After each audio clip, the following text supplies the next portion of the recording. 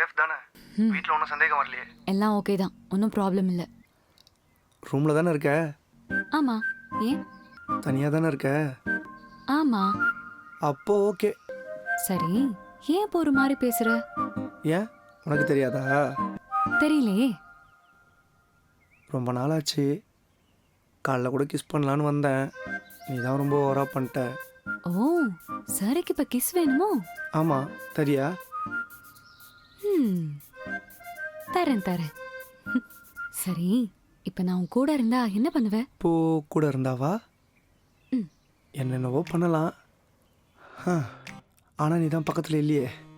சரி, நீ இப்போ கிஸ் கேட்டல்ல? ஆமாம். நீ ஃபர்ஸ்ட் தான். இல்லை இல்லை, 2 பேரும் ஒன்றா கொடுக்கலாமா? சரி, ஓகே. ஏய், ஹலோ அம்மா, யார்கிட்ட நீ பேசுற? யார்கிட்டயும் பேசலாமா?